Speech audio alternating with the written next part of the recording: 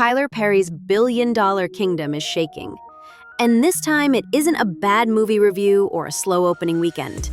Out of nowhere, the Oval actor Derek Dixon served the mogul with a $260 million lawsuit that flips Perry's inspirational legend on its head. The filing claims Perry used midnight texts, private mansions, and even last-minute script rewrites as a silent ultimatum. Submit or see your character die. Fans who cheered his rise from sleeping in a Geo Metro to owning the largest Black-owned studio now wonder whether that shining halo doubled as a cover for something far darker. Buckle up, because the first allegation is only the prologue to a real-life thriller no Hollywood writer could sell. The 43-page complaint hit Fulton County Superior Court before sunrise, and by breakfast, every Hollywood trade sheet was screaming the headline. Inside, Derek Dixon lays out month-by-month receipts, screenshots of winking emojis that morph into midnight propositions, voicemail transcripts hinting that difficult talent always gets a dramatic exit, and time-stamped call logs proving the pattern never let up.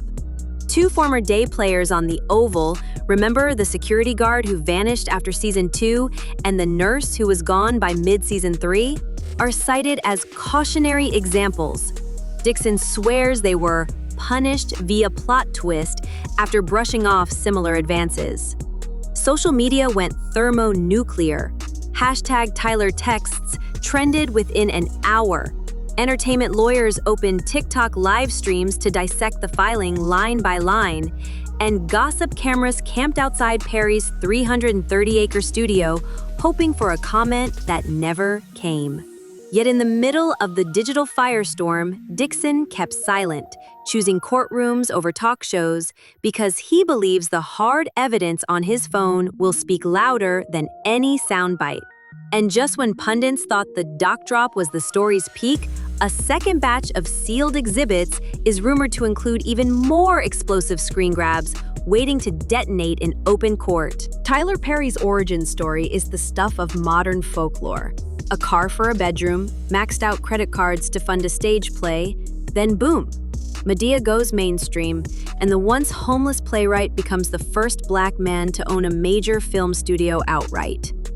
In the years since, he's paid strangers supermarket tabs, picked up the funeral costs for police brutality victims, and dropped a cool $1 million on Atlanta food banks during the pandemic.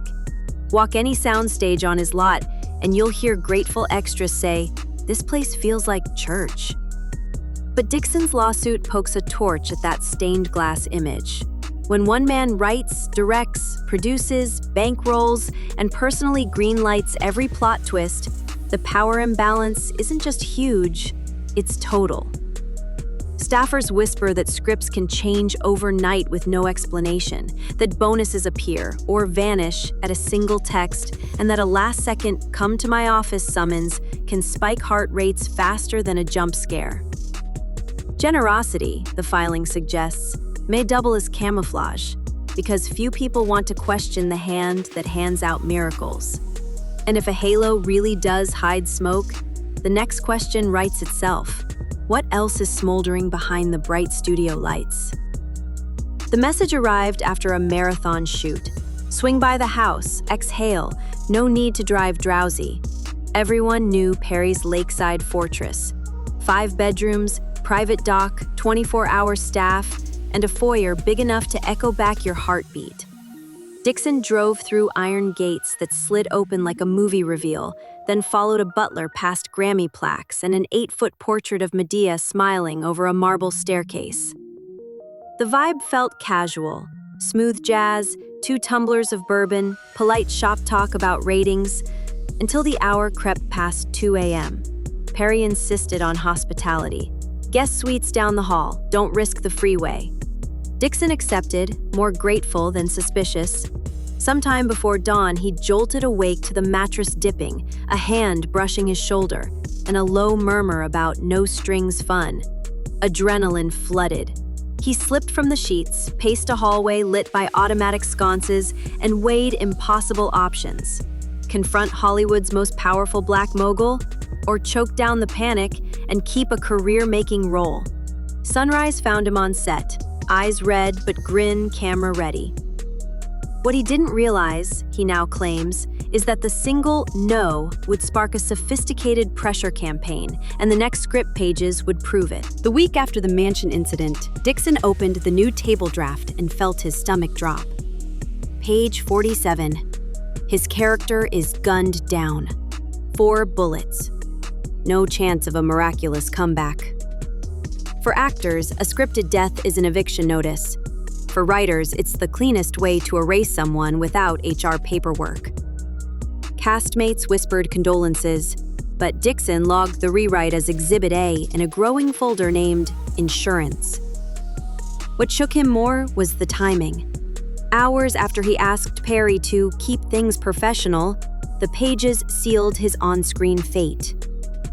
Before he could process, another invite pinged, an all-expenses getaway to Perry's private Bahamian island, billed as team bonding. Dixon weighed the risk of refusal, side-eye from producers, maybe worse, against the danger of acceptance. He chose to go, figuring public beaches and group dinners meant safety in numbers. Yet, nightfall on the island brought empty sands, distant security guards, and an alleged grope beneath a moonlit cabana. Dixon froze, shoved polite laughter between clenched teeth, and reminded himself to survive the weekend. As the charter plane flew home, he realized the bullets on page 47 might be the kindest punishment Perry was willing to write. And the next confrontation would be face-to-face. No witnesses. Back in Atlanta, production resumed with humid July air turning every soundstage into a sauna. Mid-afternoon, a PA delivered a private note. Tyler wants to see you in his trailer.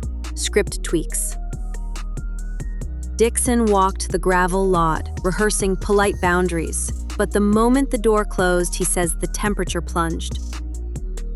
Lights dim, music off, Perry allegedly stepped in, pressed Dixon against wood paneling, and tightened fingers around his throat. "You like it rough?" hissed a voice that once directed blockbuster comedies.